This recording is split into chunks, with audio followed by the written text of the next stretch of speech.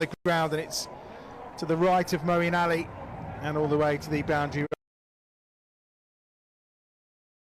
Pace Dan's bowling in, and how easy he's making it look. That's a great shot. Lovely pick up from Clark through the covers, over the top for 4, all the way to the boundary rope, and 27 for 1 then. 5 overs gone, 1 more left in the power play, and again winning that power play so important. I know they've not lost wickets, but the runs are quite low for a not side, aren't they? They are, and I think maybe Dan's pace ended up working against him there. Joe Clark just opened himself up, almost used the pace of the ball just to get it over point. It's a lovely shot, and a shot of a player of Joe Clark's class and calibre. Now we've got a change in Craig Miles coming in, so our first bowling change of the evening. And again, he's just going to have to try and hit that hard, heavy length and make the batsman hit him off it like Munro did to Henry in that last over. But you would take this every day of the week. 5 overs in, a dangerous batting lineup, only going at 5.5 and over. Obviously, we'd like a couple more wickets, but you're always going to take knots ticking along at 5.5 and over.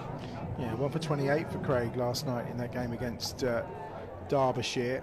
Got 9 wickets so far though in the competition this season, ticking along very nicely. Last over of the power play then, and again that's clubbed to the leg side. Not quite the 6 that Munro was after, but it's another boundary for the Outlaws, and not the best of welcomes to the attack for Craig Miles there from Munro. Really nice shot though. Really nice shot, and I think Munro's just backed the fact that Craig's first ball is going to hit hard length like most bowlers are going to try and do.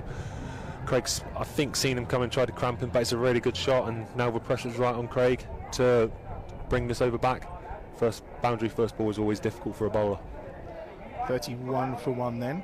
That's short pulled, and again same spot, not quite as aerial this time, but equally as brutal. And 4 more to Munro. Finds his way to the boundary, and just asking questions here of Craig Miles and the length he's trying to bowl. Yeah, definitely, and that's smart batting. He's run it in the ball before, and then there he sat right deep in his crease. Probably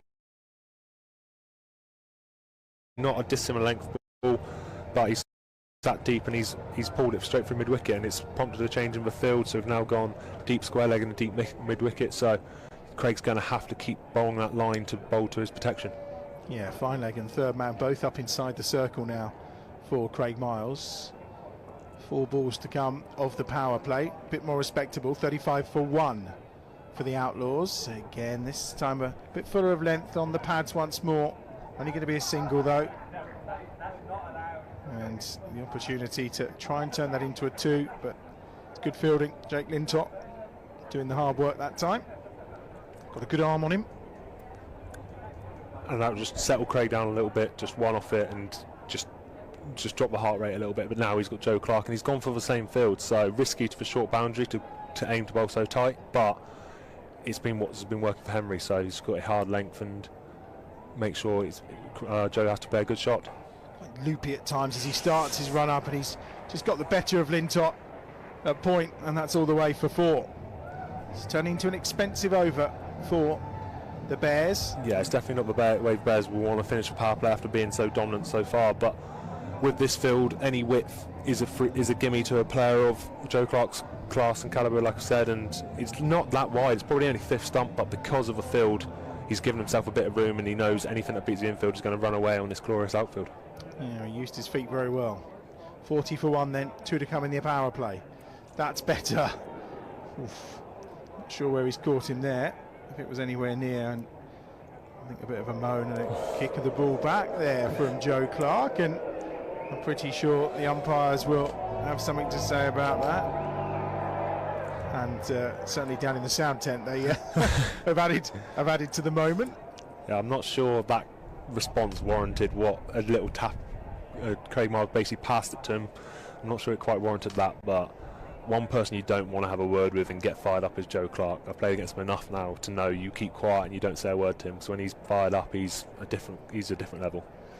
Robert White and Tom Lungley, by the way, are our umpires today. Clark drives that off the full toss, and it brings the power play to a close. 40 for 1 then, with Clark on 18 and Munro on 19. And all in all, at the end of that power play, Liam, you'd be happy to be a Bear, I feel. Yeah, definitely happy to be a Bear, and I think that's some good bottle there shown by Craig to go dot to finish off that over after 3 fours in his first 4 balls. So like good head and shoulders. Fair play to Craig for holding his bottle there, and yeah, definitely you're taking that power play every day of the week.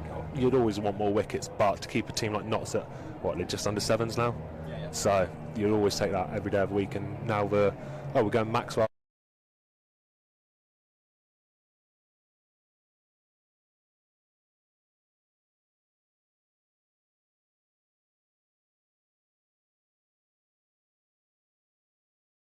I thought it might go straight to Danny Briggs, but now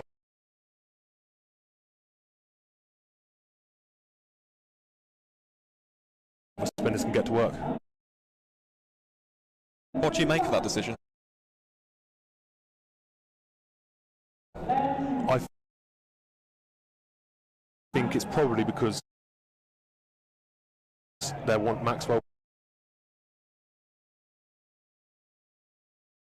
bowling to the longer boundary, and then you have your more technically. He'll explain a lot of cricket, but your frontline spinners and Jake and Danny to be able to rotate with the shorter boundary. That's my guess. Warwickshire, Birmingham be able to bowl from one end. Here's Maxwell in again, and he almost fed it to him, really, didn't he? Yeah, it's not exactly what Glenn would have wanted there. He's just a short ball to leg stump, which I think most left-handers at this level are going to put away. But something is going to happen this over. You've got to be left-handed to the short boundary, and they've got to up the run rate. So there's always going to be something from this over, and if we can now close it out with 2-3 singles, no more boundaries, we'll still take that as a win. Second maximum for Munro. This time he cuts it away, makes a bit of room. It was only going to be one, but it's gone through the arms of Craig Miles, who's not had the best of 5 or 10 minutes. He's normally one of our best fielders, hence why he's out in ring. Like, we're a very good team of fielders, and we have quite specific positions for players all mapped out.